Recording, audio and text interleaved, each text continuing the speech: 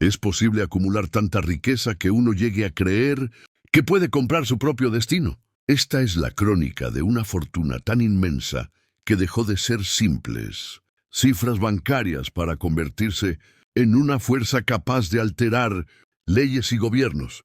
Pero prepárate, porque esta narración sobre la dinastía Onassis nos muestra una realidad brutal. Cuando un mortal intenta vivir como un dios, el precio a pagar suele ser devastador. Quédate para conocer los detalles de esta tragedia griega moderna. Si te gusta este tipo de contenido, no olvides suscribirte a nuestro canal Muros del Poder. Posteamos un video todos los días. Dale like al video caso te guste esta historia y déjanos en los comentarios, contando de dónde eres y a qué hora nos escuchas. Existen individuos que juntan tanto capital, que sienten que el futuro les pertenece. Hay riquezas tan vastas que trascienden los números en una cuenta y se transforman en fuerzas naturales, capaces de doblegar legislaciones, adquirir administraciones enteras y reescribir la verdad. Sin embargo, la biografía de Aristóteles Onassis nos enseña una lección cruel y milenaria, algo que los antiguos griegos sabían perfectamente. Cuando un ser humano osa vivir con la grandiosidad de una deidad, los dioses terminan cobrando su deuda con sangre.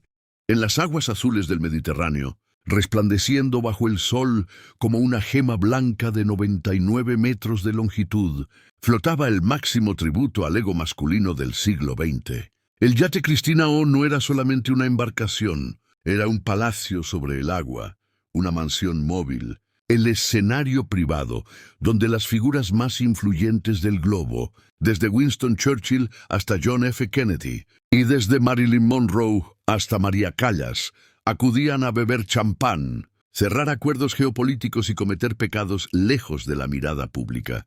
Sus cubiertas no eran de madera ordinaria, sino de teca importada que se limpiaba 4 veces por jornada. Sus baños no poseían grifería de acero, sino de oro macizo de 24 quilates. Su piscina, adornada con un mosaico detallado de un minotauro, tenía un fondo que se elevaba mediante un sistema hidráulico para transformarse en una pista de baile y en el célebre bar de Ari.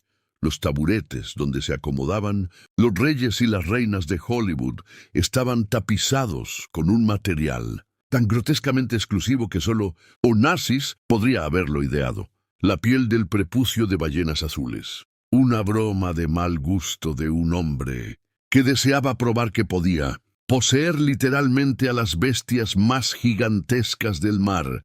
La riqueza de Onassis era tan obscenamente vasta que en su punto álgido se calculaba que generaba dinero más velozmente de lo que físicamente podía gastarlo, incluso si comprara un edificio nuevo cada día. Controlaba la flota privada de navíos más grande del planeta, era dueño de una aerolínea nacional entera, poseía islas privadas y contaba con más liquidez que muchos bancos centrales de Europa. Pero detrás de esta fachada de mármol, lapislázuli y celebraciones infinitas donde se destrozaban vajillas finas, se ocultaba una tragedia griega aguardando su momento para atacar. Este yate, nombrado en honor a su hija Cristina, se volvería una jaula dorada, un escenario de fallecimientos enigmáticos, sobredosis, corazones destrozados y, finalmente, el sitio donde el hombre más acaudalado del mundo moriría lentamente, quebrado, solitario y llorando por el único tesoro que su fortuna no logró salvar. Esta es la verdadera crónica de la dinastía Onassis, el relato de cómo un refugiado que lo perdió todo se transformó en el rey del mundo, solo para descubrir que su toque de Midas estaba maldito. Veremos cómo adquirió a la viuda de un presidente estadounidense como si fuera un trofeo, y cómo sus hijos, herederos de una fortuna de miles de millones, fueron aniquilados uno tras otro por el peso insoportable de su apellido. Para comprender la magnitud del derrumbe, primero debemos entender el fuego del que surgió este titán. Aristóteles Sócrates Onassis no nació en la opulencia, nació en una pesadilla. Su historia inicia en Esmirna, una urbe cosmopolita en la costa de lo que hoy es Turquía, a inicios del siglo XX. Su padre era un comerciante de tabaco exitoso. Pero en 1922, el mundo de Onassis se incineró literalmente. Durante el conflicto greco-turco, las tropas turcas ingresaron a Esmirna y desataron lo que los historiadores denominan la catástrofe. La ciudad fue quemada. Miles de griegos fueron masacrados en el puerto, empujados al mar mientras la ciudad ardía detrás de ellos. Aristóteles, con solo 16 años, vio cadáveres flotando en la bahía, presenció cómo ahorcaban a sus tíos y vio cómo su padre era arrastrado a una prisión turca. En ese infierno, el joven Onassis aprendió la lección que marcaría el resto de su existencia. Las reglas, la moral y la decencia son lujos para los pobres. Para sobrevivir hay que ser despiadado, utilizando sobornos, mentiras y un encanto manipulador que ya empezaba a desarrollar. Consiguió salvar a su familia y huir a Grecia, pero llegaron como refugiados, sin nada más que la ropa puesta. El niño rico de Esmirna ahora era un mendigo en Atenas, haciendo fila para recibir sopa. Humillado por la miseria, Onassis tomó una decisión drástica. En 1923, con apenas 17 años y un pasaporte Nansen para apátridas, abordó un barco de emigrantes hacia Argentina. En su bolsillo llevaba menos de $60. Fue la última vez en su vida que sería pobre. En Buenos Aires, Onassis no dormía. Trabajaba de día instalando cables y de noche como operador telefónico. Y fue ahí, escuchando las charlas transatlánticas de los hombres de negocios, mientras conectaba las líneas, donde empezó a comprender cómo funcionaba el dinero real. Oía información privilegiada, secretos bursátiles, y comenzó a utilizar esos datos. Pero su primer gran éxito no vino de los teléfonos, sino del vicio, recordando el negocio de su padre. Onassis notó que en Argentina las mujeres empezaban a fumar en público, pero el tabaco local era muy fuerte. Importó tabaco suave de Oriente, creó su propia marca y comenzó a vender un estilo de vida. A los 23 años, el refugiado que había arribado, con $60, ya había hecho su primer millón. Pero un millón no bastaba. Onassis tenía un agujero negro en su interior. Un vacío creado por el trauma de Esmirna que solo podía llenarse con poder total. Durante la Gran Depresión de los años 30, cuando el comercio global colapsó y los barcos se oxidaban en los puertos, Onassis hizo algo que parecía suicida. Adquirió cargueros gigantes a precio de chatarra, apostando a que el mundo eventualmente se recuperaría, y tuvo razón. Cuando la economía repuntó, él era el único con una flota lista para transportar las materias, primas que el mundo requería desesperadamente. Pero fue la Segunda Guerra Mundial y el auge del petróleo lo que lo lanzó a la estratosfera. Onassis fue el primero en entender que el petróleo sería la sangre del siglo XX. Ordenó construir los primeros superpetroleros, monstruos de acero, capaces de llevar océanos de oro negro. Cobraba precios exorbitantes para mover el crudo. Jugaba con ambos bandos en los conflictos. Navegaba bajo banderas de conveniencia, de Panamá a Liberia, para no pagar impuestos y eludir regulaciones de seguridad. Para los años 50, Aristóteles Onassis ya no era un simple millonario. Era un Estado-nación de un solo hombre. Podía paralizar la economía de países enteros simplemente ordenando a sus barcos no atracar. Pero para un hombre como él, el dinero nuevo tenía un aroma desagradable. Él deseaba legitimidad. Quería entrar en los salones de la aristocracia europea, que lo miraba con desdén, viéndolo como un griego vulgar de piel oscura y modales toscos. Y como todo en su vida, decidió que si no podía ser aristócrata por sangre, compraría su entrada. En 1946 puso sus ojos en Tina Libanos. Tina no era cualquier mujer. Era la hija de Stavros Libanos, el patriarca más respetado de los armadores griegos, la realeza del mar. Stavros detestaba a Onassis. Lo consideraba un pirata, un gánster con traje. Se negó rotundamente a entregar la mano de su hija, pero Onassis no aceptaba un no. Usó su inmensa fortuna, su presión comercial y su encanto depredador para forzar la unión. Se casó con Tina cuando ella tenía 17 años y él 40.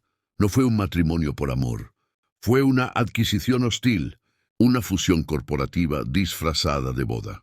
Tina le dio lo que él más anhelaba: entrada a la alta sociedad y dos hijos, Alexander y Cristina. Alexander, el heredero, el príncipe que continuaría el imperio, y Cristina, la niña que crecería a la sombra de los gigantes. Onassis amaba a sus hijos, pero los amaba de la misma forma tóxica en que amaba sus posesiones, como extensiones de su propio ego. Los malcriaba con ponis y muñecas de diamantes, pero raramente estaba presente. Estaba demasiado ocupado construyendo su monumento más grande, el juguete más costoso del mundo, la prueba física de que había conquistado el océano. En 1954, Onassis compró una fragata canadiense excedente de guerra por el precio de chatarra de $34,000. Gastó 4 millones más, una suma astronómica para la época, equivalente a casi 50 millones hoy, para destriparla y convertirla en el Cristina O. Cuando el yate fue revelado al mundo, causó un shock cultural. Era excesivo, vulgar y magnífico. Tenía una sala de cine, un quirófano completamente equipado por si Onassis se enfermaba en alta mar, un hidroavión privado en la cubierta, grifos de oro, mármoles raros y obras maestras del Greco y Renoir colgadas en los camarotes. Era una declaración de guerra contra la moderación. El mundo nunca había visto nada igual. Pronto el Cristina se convirtió en el centro de gravedad del jet set internacional. Si no estabas invitado al yate de Onassis, no eras nadie. Allí, Winston Churchill se sentaba en la cubierta a fumar puros y beber brandy, mientras el exrefugiado le daba palmadas en la espalda al hombre que había salvado a Europa. Allí Greta Garbo se ocultaba del sol. Allí Grace Kelly y el príncipe Rainiero de Mónaco celebraron su boda. Pero fue también en este yate donde Onassis comenzó a mostrar su verdadera naturaleza. El Cristina no era solo un lugar de placer, era una arena de dominación. Onassis disfrutaba humillando a sus invitados, demostrando que su dinero podía comprar la dignidad de cualquiera. Se cuenta que una vez, durante una cena, le dijo a una famosa actriz de Hollywood: «Todo y todos en este barco son míos. Si quiero que te tires por la borda, te tiras, porque sabes que te pagaré lo suficiente para que no te importe mojarte el vestido». Y en medio de este torbellino de oro y crueldad entró la mujer que cambiaría la dinámica de la tragedia para siempre. No era su esposa Tina, era la voz más famosa del mundo, la diva absoluta de la ópera, María Callas. Su encuentro no fue un romance, fue una colisión de dos volcanes griegos, y su amor tóxico, vivido públicamente en la cubierta del Cristina, sería el primer acto de la destrucción familiar. Onassis coleccionaba personas como coleccionaba barcos, y María Callas, la mujer más célebre de su tiempo, era el trofeo definitivo. La sedujo frente a su propio esposo y frente a su propia esposa. Tina, durante un crucero infame en 1959, fue un escándalo mundial. Tina, humillada, pidió el divorcio. Onassis se encogió de hombros. Ya tenía lo que quería. Pero el destino, como en las tragedias antiguas, es paciente. Mientras Onassis celebraba en la cubierta de su yate, riéndose de las leyes de los hombres y de Dios, creyendo ser intocable, los hilos de su fortuna comenzaban a enredarse alrededor de los cuellos de aquellos a quienes amaba. El Cristina O brillaba al sol, pero sus motores ya impulsaban a la familia hacia un arrecife invisible. La arrogancia de Onassis estaba a punto de encontrarse con su némesis y la llegada de la mujer más famosa del planeta, la viuda de América, Jacqueline Kennedy, marcaría el comienzo del fin. Para 1960, Aristóteles Onassis ya había conquistado los océanos. Tenía más dinero que Dios, pero sufría de una enfermedad común entre los hombres, que se hacen a sí mismos desde la nada, una inseguridad crónica y voraz. No importaba que sus barcos movieran el petróleo del mundo. Para la vieja aristocracia europea, para los duques británicos y los banqueros franceses, él seguía siendo el turco, el nuevo rico vulgar que ponía taburetes de piel de ballena en su bar y rompía platos en las fiestas. Onassis entendió que había algo que el dinero no podía comprar directamente: clase. Así que decidió adquirirla de la única forma que sabía, conquistando a las mujeres que el mundo adoraba. Su primera víctima en este juego de trofeos humanos fue la voz más grande del siglo, María Callas. La relación entre Onassis y Callas no fue un romance, fue una demolición controlada. María, la divina, la mujer ante la cual los teatros de ópera de Milán, París y Nueva York se arrodillaban, renunció a todo por él. Dejó a su esposo, dejó su carrera, dejó su dignidad en la pasarela del Cristina O. Y Onassis, en lugar de tratarla como a una reina, la trató como a una de sus adquisiciones corporativas. Los testigos de las fiestas en el yate cuentan historias que helarían la sangre. Cuentan cómo Onassis insultaba a María frente a invitados como Winston Churchill o Grace Kelly, llamándola solo una mujer con un silbato en la garganta. Cuentan cómo la obligaba a cantar para sus amigos de negocios cuando ella no quería, como si fuera una gramola humana. Y lo más cruel de todo, le prometió matrimonio durante 9 años, una promesa que nunca tuvo intención de cumplir. Para Onassis, María Callas era la mujer perfecta para ser su amante, pero no era suficiente para ser su esposa. Él quería el premio mayor. Quería algo que lo elevara por encima de los simples millonarios y lo colocara en los libros de historia. En 1963, la historia le entregó una oportunidad envuelta en una tragedia nacional americana. El asesinato de John F. Kennedy en Dallas cambió el mundo. Pero para Onassis fue una apertura de mercado. Jackie Kennedy, la viuda más famosa, elegante y protegida del planeta, se convirtió de repente en el santo grial. Si Onassis podía poseer a la viuda de América, entonces nadie, absolutamente nadie, podría volver a llamarlo vulgar. Sería el padrastro de los hijos de América.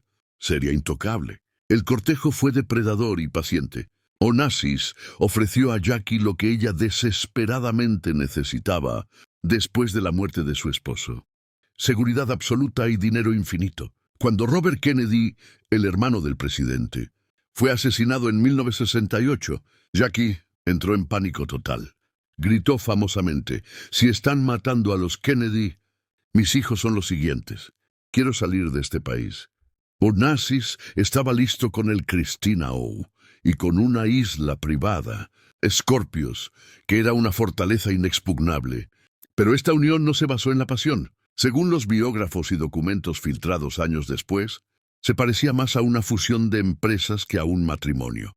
El mundo quedó en estado de shock absoluto. El 20 de octubre de 1968, los titulares de los periódicos gritaban traición. Jackie se casa con el griego.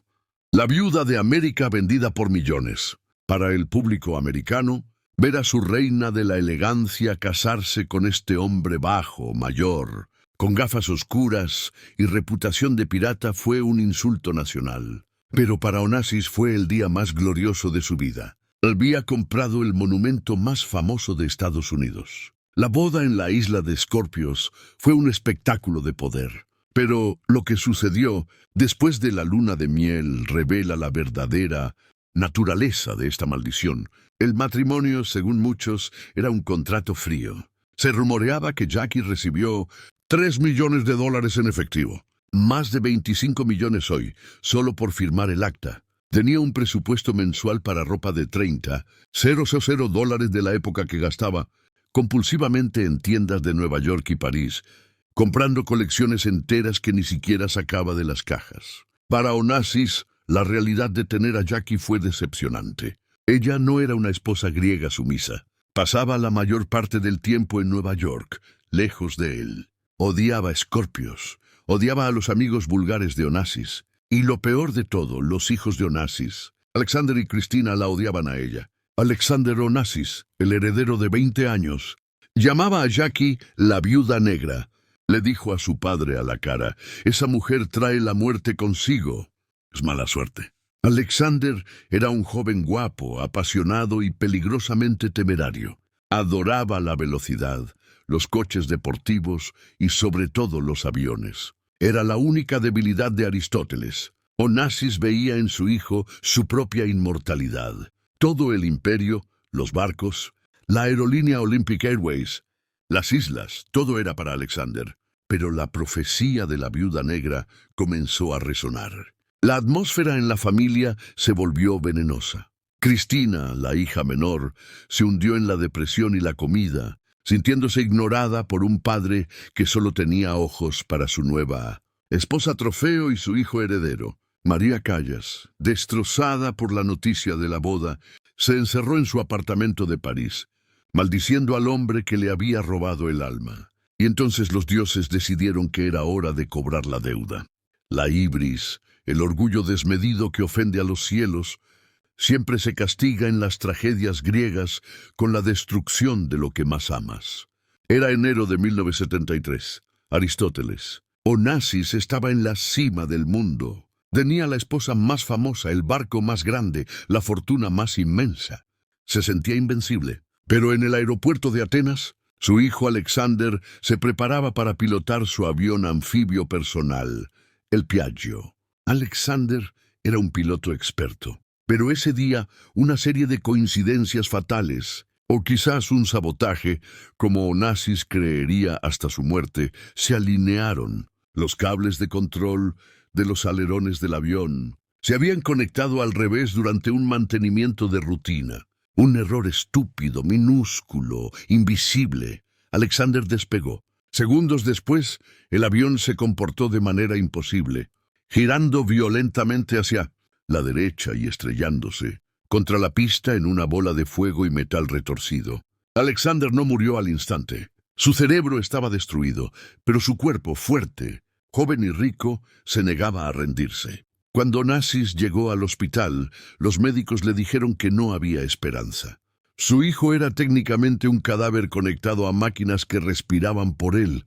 Y aquí vemos la imagen más devastadora del hombre más rico de la historia. Aristóteles Onassis, el hombre que podía comprar gobiernos, estaba de pie junto a la cama ofreciendo millones de dólares a los mejores neurocirujanos del mundo para que hicieran un milagro. Gritaba: «Tengo todo el dinero del mundo. ¡Sálvenlo!». Pero el dinero no servía. Los médicos americanos, traídos en jets privados, solo pudieron decirle: «Señor Onassis, su hijo ya se ha ido». Aristóteles tuvo que tomar la decisión de desconectar las máquinas. En ese segundo, el imperio Onassis murió. El hombre que salió de ese hospital ya no era el titán que conquistó los océanos. Era un anciano roto arrastrando los pies, con los ojos muertos detrás de sus gafas oscuras. La muerte de Alexander no fue solo una tragedia familiar, fue el comienzo de una aniquilación sistemática. La maldición se había activado y no se detendría con el hijo. Cristina estaba a punto de heredar un imperio para el que no estaba preparada. Jackie estaba a punto de mostrar su cara más fría, y el propio Aristóteles Onassis comenzaría una lenta agonía física y mental, convencido de que alguien había asesinado a su hijo, gastando millones en investigadores privados, ofreciendo recompensas, gritando a la oscuridad mientras su cuerpo comenzaba a fallar, consumido por una enfermedad autoinmune llamada miastenia gravis. El Cristina O, que antes resonaba con música y risas, se quedó en silencio. El palacio flotante se convirtió en un mausoleo y el mundo observaba con fascinación morbosa cómo el dinero más viejo y poderoso de Europa se disolvía en lágrimas. Pero lo peor aún estaba por llegar para la pobre niña rica Cristina. Tras la muerte de Alexander en 1973, Aristóteles Onassis no murió de inmediato, pero dejó de vivir. El hombre que caminaba por los puertos de Mónaco y Nueva York como si fuera el dueño del pavimento, se convirtió en un espectro. Durante los 2 años siguientes, el mundo fue testigo de la desintegración física y mental más pública y dolorosa de la historia financiera moderna. Onassis se negó a aceptar que la muerte de su hijo fuera un accidente. La idea de que un simple cable mal conectado pudiera destruir su inmortalidad era insultante para su ego. Se obsesionó con la idea del sabotaje. Contrató investigadores privados, exagentes de la CIA, ofreció recompensas de $1 millón por información. Pasaba las noches en la cubierta del Cristina o bebiendo ouzo y hablando con la oscuridad, ya prometiendo venganza contra enemigos invisibles. Pero mientras su mente buscaba culpables, Su cuerpo comenzó a rebelarse contra él. El estrés masivo activó una enfermedad autoinmune, latente y cruel. La miastenia gravis es una enfermedad que desconecta los nervios de los músculos, convirtiendo el cuerpo en una prisión de carne flácida. Para un hombre cuya vida se basaba en la fuerza bruta y la apariencia de poder, los síntomas fueron una humillación diaria. Sus párpados comenzaron a caerse porque los músculos ya no tenían fuerza para mantenerlos abiertos. Para poder ver, para poder leer los contratos de sus petroleros o mirar a la cara a sus enemigos, Onassis tenía que pegarse los párpados a la frente con cinta adhesiva médica. Imaginen esa imagen: el hombre más rico del mundo, el dueño de islas y aerolíneas, sentado en una reunión de negocios con los ojos abiertos artificialmente con trozos de celo, babeando ligeramente porque no podía controlar los músculos de la mandíbula, intentando dar órdenes con una voz que se apagaba. Era la venganza final de la biología sobre el dinero. En medio de esta agonía, su matrimonio con Jacqueline Kennedy se convirtió en una guerra fría. Jackie, que había buscado seguridad, se encontró atrapada con un anciano moribundo y obsesivo, y su reacción fue refugiarse en lo único que siempre la consoló: el gasto compulsivo. Mientras Onassis se marchitaba en hospitales de París y Atenas, las facturas de Jackie llegaban puntualmente. Cientos de miles de dólares en ropa, joyas, antigüedades. Onassis, en sus momentos de lucidez, se enfureció. Se dio cuenta de que había comprado un ídolo que no sangraba por él. Comenzó a consultar a sus abogados con una sola instrucción: ¿cómo puedo divorciarme sin que me cueste la mitad de mi fortuna? Redactó un testamento secreto. Su objetivo era humillar a Jackie legalmente, dejándole el mínimo absoluto permitido por la ley griega, mucho menos de lo que ella esperaba. Quería asegurarse de que el imperio fuera para su única hija sobreviviente, Cristina. Pero Cristina no estaba lista. Con apenas 24 años, era una mujer profundamente dañada. Había pasado su vida luchando contra la depresión, contra su peso, contra la sombra de su madre, que se había suicidado en 1974, otra víctima de la órbita tóxica de Onassis, y contra la indiferencia de su padre. Ahora, de repente, era la única esperanza de la dinastía. El final llegó en marzo de 1975. Onassis fue ingresado en el Hospital Americano de París. Pesaba menos de 50 kilos y estaba conectado a respiradores. En sus últimos días, la soledad del magnate fue absoluta. Jackie no estaba allí, estaba en Nueva York. Según los informes de la época, cuando recibió la llamada de que su esposo estaba muriendo, no tomó el primer vuelo, terminó su fin de semana. Solo Cristina estuvo a su lado, sosteniendo la mano del padre que la había ignorado durante años, viéndolo luchar por cada respiración. El 15 de marzo de 1975, el corazón de Aristóteles Onassis se detuvo. El rey Midas moderno murió en una cama de hospital estéril, derrotado no por sus competidores comerciales, sino por la tristeza. Pero la muerte de Onassis no trajo paz, trajo a los abogados. Incluso antes de que el cuerpo se enfriara, comenzó la batalla de los buitres. Jackie Kennedy voló a París no tanto para llorar, sino para asegurar su posición. Se presentó ante la prensa como la viuda doliente, con sus enormes gafas negras y su elegancia perfecta, pero detrás de las puertas cerradas la negociación fue brutal. Cristina Onassis, ahora la heredera universal, tenía una sola prioridad: quería que Jackie desapareciera. Odiaba a esa mujer. Muchas gracias por escuchar hasta aquí. Si te gusta este tipo de contenido, no se te olvide suscribirte a nuestro canal Muros del Poder. Nós postamos vídeo todos os dias e de like no vídeo. Caso você goste desta história, e deixe nos comentários contando de onde você é e que horas você nos ouve. La culpaba por la infelicidad de su padre, por la maldición que había caído sobre la casa. Cristina le dijo a sus abogados: dadle lo que pida, pero que se vaya y no vuelva nunca más. Quiero borrarla de nuestra historia. La negociación final fue histórica. Cristina acordó pagarle a Jackie una suma global de $26 millones, más de 140 millones actuales, a cambio de que renunciara a cualquier reclamo futuro sobre el Imperio Onassis. Fue uno de los cheques personales más grandes jamás firmados. Jackie tomó el dinero, regresó a Nueva York y nunca más visitó la tumba de su esposo. Ahora Cristina estaba sola en la cima de la montaña. En los 24 años poseía el 50% del imperio, naviero más grande del mundo. El otro 50% se había puesto en una fundación en memoria de Alexander.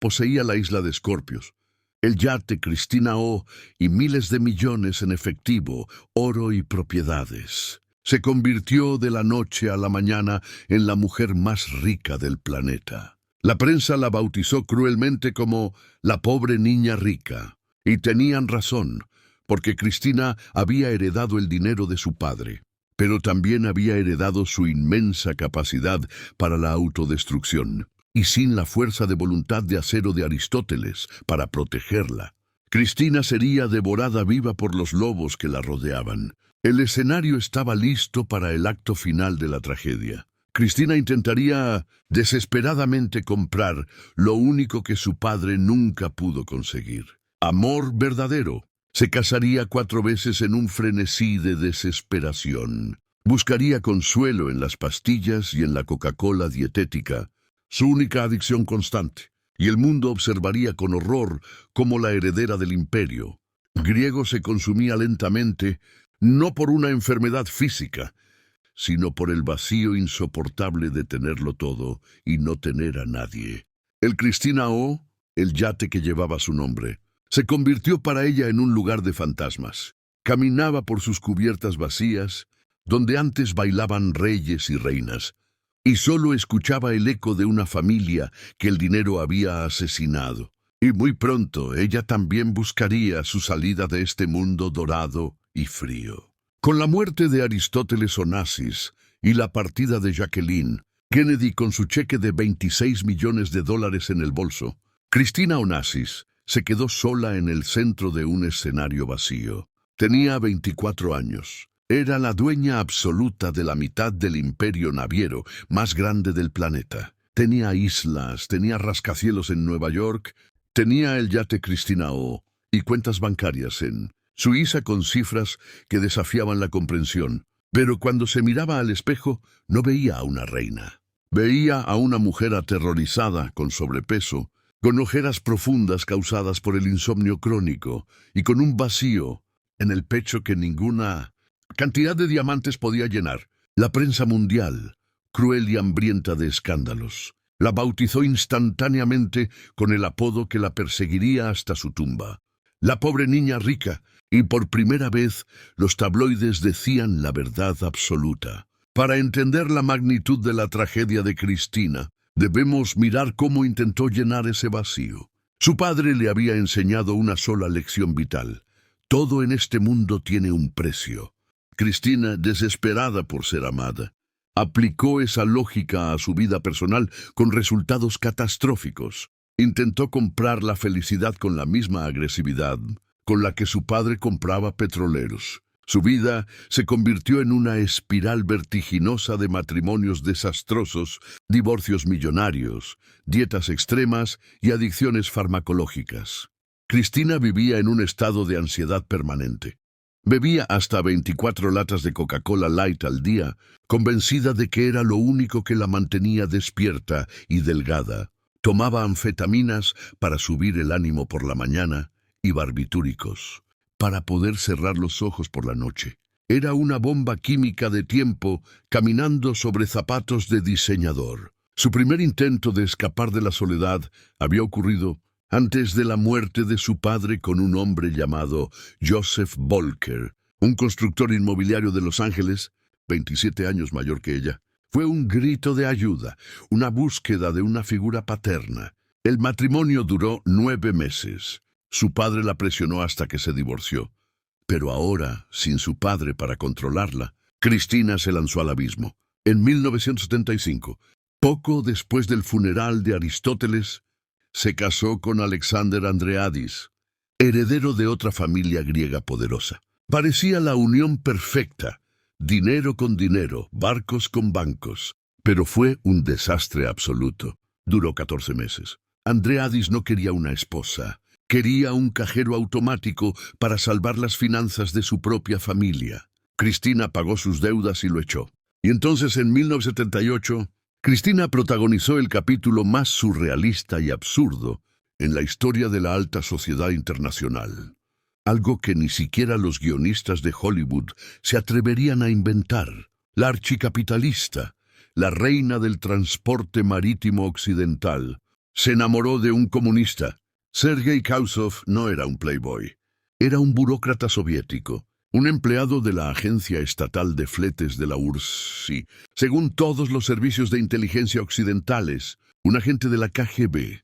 Era bajito, calvo, tenía un ojo de cristal y vestía trajes baratos de poliéster soviético. Era la antítesis absoluta de todo lo que Cristina conocía y tal vez por eso se obsesionó con él. Era su rebelión final contra el fantasma de su padre. Aristóteles, que odiaba a los comunistas, se habría revuelto en su tumba.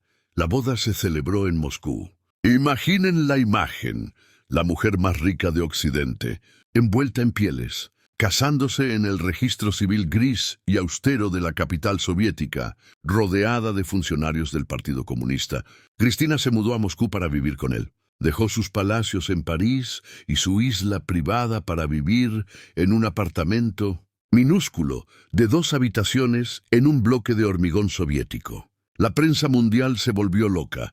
La heredera Onassis lavando platos en Moscú. Cristina intentó jugar a ser una ama de casa normal.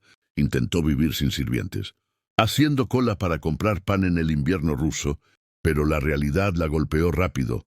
El matrimonio era una jaula diferente. Kausov era atento, pero la vida en la URSS era insoportable para una mujer, acostumbrada a volar a París solo para peinarse. Además, las agencias de inteligencia de EU y Gran Bretaña estaban aterrorizadas de que la flota de Onassis, estratégica para el transporte de petróleo de la OTAN, cayera bajo influencia soviética. El matrimonio duró menos de 2 años. El divorcio fue amigable pero costoso. Cristina le regaló a Kausov varios petroleros y dinero en efectivo. El comunista se convirtió en millonario gracias al capitalismo de su exesposa. Cristina regresó a París más sola que nunca, habiendo comprobado que ni siquiera la vida simple y anónima podía salvarla. Fue entonces, en 1984, cuando Cristina conoció a su némesis definitiva, el hombre que la destruiría emocionalmente para siempre, Thierry Roussel. Roussel era el heredero de una dinastía farmacéutica francesa. Era increíblemente guapo, rubio, atlético, encantador. Era el príncipe azul que Cristina había soñado desde niña. Se enamoró de él con una intensidad aterradora, patológica. Pero Roussel no la amaba. Le gustaba su dinero. Le gustaba el poder que ella representaba, pero no sentía deseo por ella. Cristina lo sabía. Y aquí es donde la historia se vuelve desgarradora. Cristina Onassis, una mujer brillante en los negocios, capaz de negociar contratos petroleros con jeques árabes, decidió conscientemente que pagaría por el amor de este hombre. Literalmente, se casaron en 1984. Cristina pagó la boda, pagó la luna de miel, pagó las deudas de Roussel. Pero Roussel tenía un secreto cruel. Mientras estaba casado con Cristina, mantenía una relación paralela y abierta con su amante de toda la vida, una modelo sueca llamada Gaby Landhey. La humillación fue pública y constante. Roussel viajaba con Gaby mientras Cristina se quedaba en casa esperando.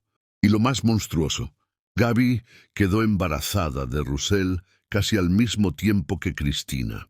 En 1985, Cristina dio a luz a su única hija, a Tina. Fue el momento más feliz de su vida. Por fin tenía a alguien de su propia sangre, alguien a quien amar. La llamó a Tina en honor a su madre Tina, pero la alegría duró poco. Pocos meses después, la amante de su marido también dio a luz a un hijo de Roussel.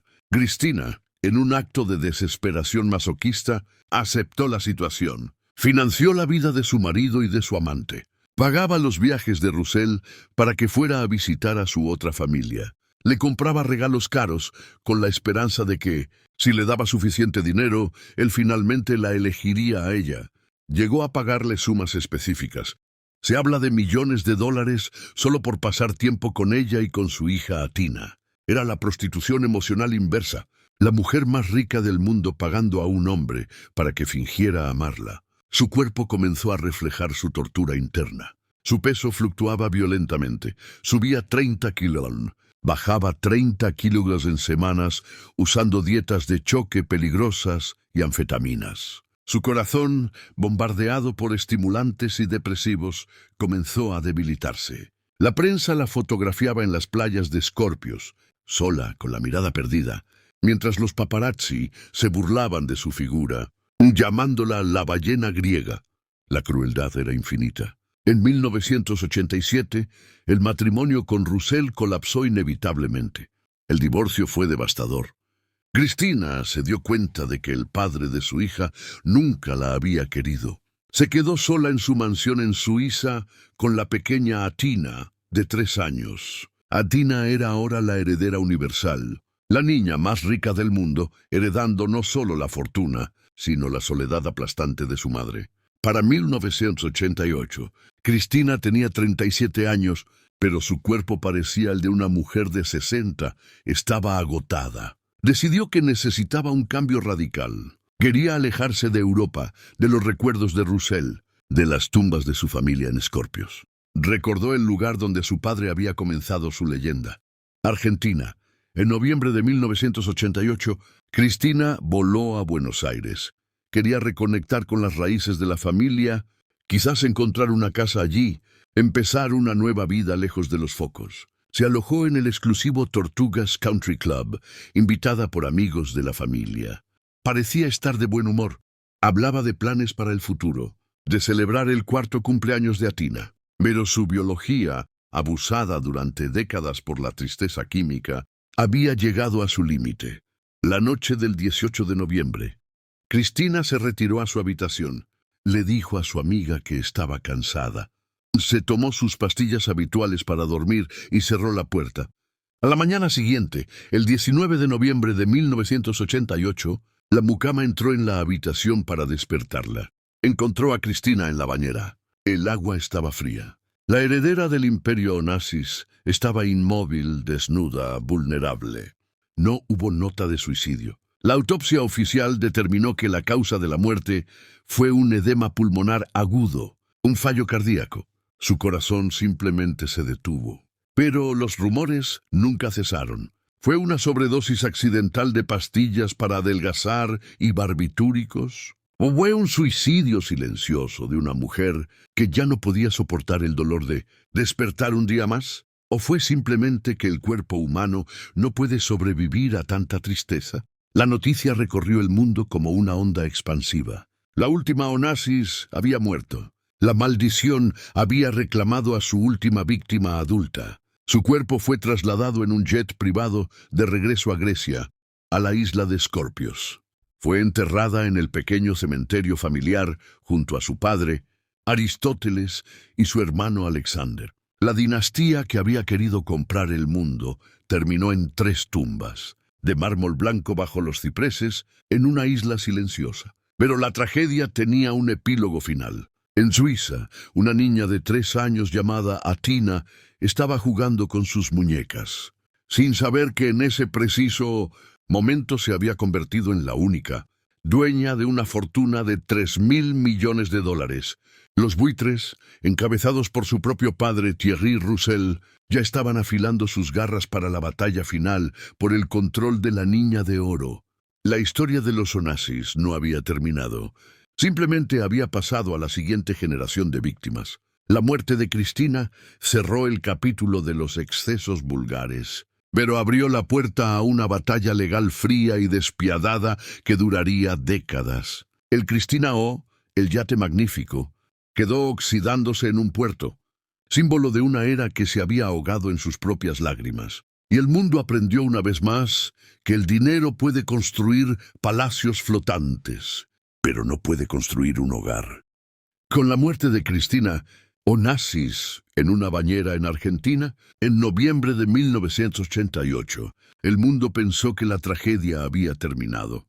Pero el destino tenía preparado un epílogo cruel.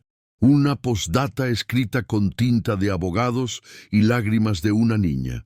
El imperio que Aristóteles había construido para durar 1000 años quedó en manos de una única heredera, Athina Helen Onassis, una niña de 3 años con ojos tristes que vivía encerrada en una fortaleza en Suiza, rodeada de guardaespaldas, que portaban armas automáticas para protegerla de secuestradores, pero que no podían protegerla de su propio apellido.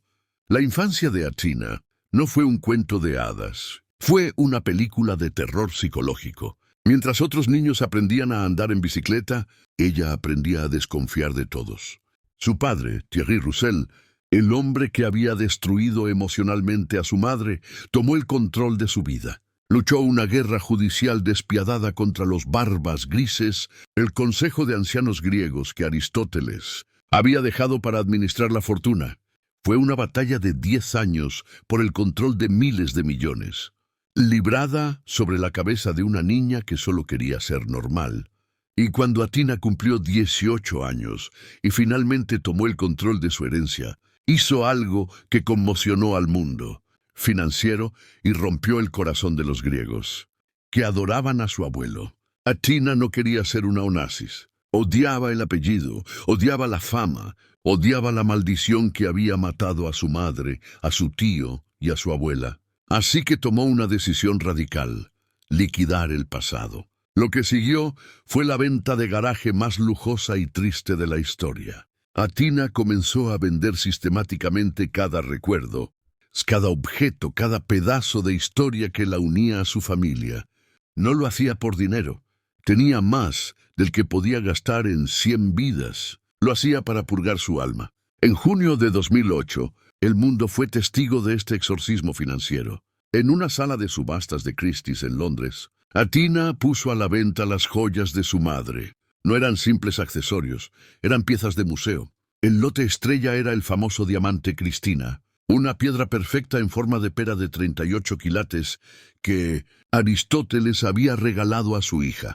Los expertos contuvieron el aliento cuando el martillo cayó. La colección se vendió por más de 14 millones de dólares. Athina se deshizo de los collares que habían tocado la piel de su madre, de los anillos que habían simbolizado matrimonios fallidos, de todo el brillo que escondía tanto dolor. Para ella, esos diamantes no eran tesoros, eran piedras radiactivas. Pero el golpe final, la traición definitiva al legado de Aristóteles, llegó en 2013. Athina puso a la venta la joya de la corona, la isla de Scorpios. Scorpios no era solo una isla, era el corazón espiritual de la dinastía. Era el lugar donde Aristóteles se había casado con Jackie Kennedy ante los ojos del mundo, el lugar donde había organizado las fiestas más decadentes del siglo XX. Pero sobre todo era un cementerio. Allí, en una pequeña capilla blanca bajo la sombra de cipreses antiguos, estaban las tumbas de Aristóteles, de su hijo Alexander y de Cristina. Aristóteles había dejado escrito en su testamento que la isla nunca debía venderse, que debía permanecer en la familia para siempre como su lugar de descanso eterno. Pero Athina, impulsada por el deseo de borrar su historia, ignoró la última voluntad de su abuelo. Vendió la isla a Ekaterina Ribolovleva, la hija de 24 años del oligarca ruso Dmitry Ribolovlev, el rey de los fertilizantes. El precio fue un secreto a voces. Se estima en más de 153 millones. Imaginen la ironía histórica. El santuario privado del griego más famoso de la historia pasó a manos de una heredera rusa, comprado como un simple trofeo inmobiliario. Cuando los nuevos dueños llegaron, Athina ni siquiera miró atrás. Dejó a sus muertos allí, en tierra que ahora era ajena. Los visitantes dicen que las tumbas siguen allí, cuidadas por contrato, pero el espíritu de los Onassis se ha ido. El águila de piedra, que Aristóteles colocó en la entrada de la mansión, ahora vigila fiestas de extraños. ¿Y qué pasó con el palacio flotante? El yate Cristinao, el escenario principal de esta tragedia. Después de la muerte de Aristóteles en 1975, el yate sufrió su propio calvario. Cristina, en un gesto de desprecio, se lo regaló al gobierno griego para que lo usara como yate presidencial. Pero Grecia, sumida en sus propios problemas, no sabía qué hacer con un monstruo de 99 metros, que costaba millones al año en mantenimiento. Le cambiaron el nombre a Argo, pero lo dejaron pudrirse. Durante 20 años, el barco más lujoso del mundo se convirtió en un cadáver de acero oxidado en un astillero naval olvidado cerca de Atenas. Fue saqueado. Los grifos de oro fueron arrancados de las paredes. Los mosaicos del Minotauro se cubrieron de mugre y guano de gaviota. La madera de teca se pudrió bajo el sol del Mediterráneo. El Cristina parecía destinado a ser desguazado, convertido en hojas de afeitar. Un final patético para el barco que había hospedado a Churchill y Monroe. Pero en 1998 ocurrió un milagro. Un amigo de la familia, el magnate naviero John Paul Papanikolaou, encontró el barco en ruinas. Decidió que no podía dejar morir la leyenda. Compró la chatarra por una fracción de su valor y se embarcó en una odisea de restauración que costó más de $50 millones. Fue una reconstrucción arqueológica. Papanikolaou restauró cada detalle. Volvió a instalar los famosos taburetes de bar, tapizados con piel de prepucio de ballena, una de las pocas cosas que se habían salvado en un almacén. Restauró la piscina que se convertía en pista de baile. Devolvió el nombre original, Cristina O. Hoy el yate navega de nuevo por el Mediterráneo y el Caribe, pero ya no es el hogar de una familia. Es un negocio. Es el yate de alquiler más famoso del mundo. Cualquiera puede sentirse como Aristóteles Onassis por una semana si tiene 700.000 euros para pagar la tarifa del charter. Ahora, estrellas de rap, banqueros de fondos de cobertura y oligarcas alquilan el barco para bodas y fiestas. Duermen en la suite principal, donde Aristóteles sedujo a María Callas. Beben en el bar donde Jackie Kennedy lloraba sus penas. El barco está vivo, brilla en la noche. Su casco blanco es impecable, pero es un barco fantasma. Los ecos de las risas y los gritos de los Onassis han sido reemplazados por la música tecno de los nuevos ricos. El monumento al poder se ha convertido en una atracción turística de lujo. Mientras tanto, Atina intentaba desesperadamente construir una vida normal. Lejos de los barcos y las islas, creyó haber encontrado la cura a la maldición en el amor. En 2005 se casó con Álvaro Doda Miranda, un jinete olímpico brasileño 12 años mayor que ella. Doda era guapo, encantador y parecía protegerla. Atina compró una vida de ensueño en Wellington, Florida, y en Sao Paulo. Compró caballos del mundo por millones de dólares para que su marido compitiera.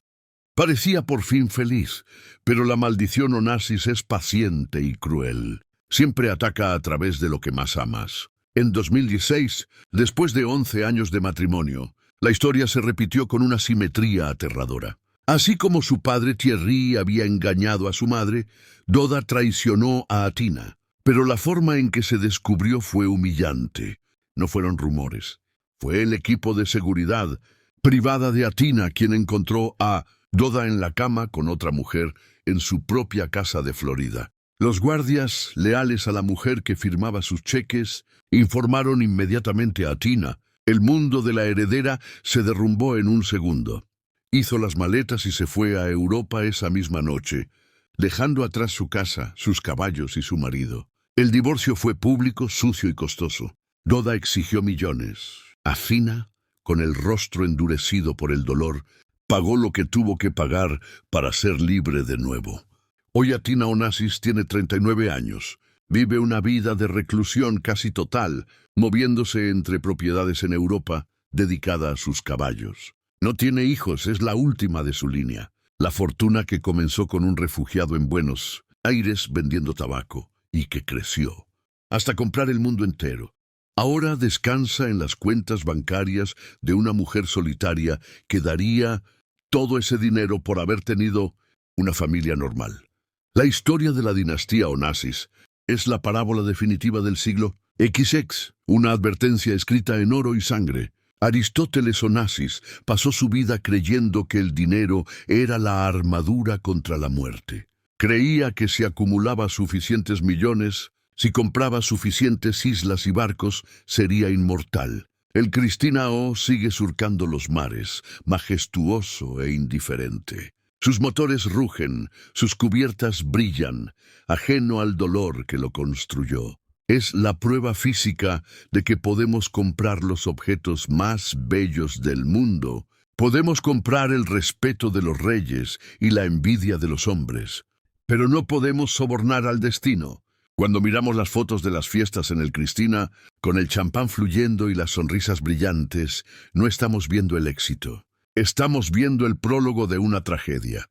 Estamos viendo a Ícaro volando hacia el sol, con alas hechas de billetes de banco, sin saber que la cera ya se está derritiendo. Esta ha sido la terrible historia de la mansión flotante de los Onassis. Si esta crónica de poder, ambición y caída te ha hecho reflexionar sobre el verdadero precio del éxito, dale like a este video. Es vital para que podamos seguir contando estas historias. Suscríbete al canal y activa la campanita para no perderte el próximo episodio de nuestra serie sobre imperios caídos. Y ahora quiero que seas el juez. ¿Hizo bien Atina en vender Scorpios y borrar el legado de su familia para salvarse a sí misma? ¿O fue una traición a la memoria de su abuelo que construyó todo para ella? Déjame tu opinión en los comentarios. Los leo todos. Hasta la próxima historia.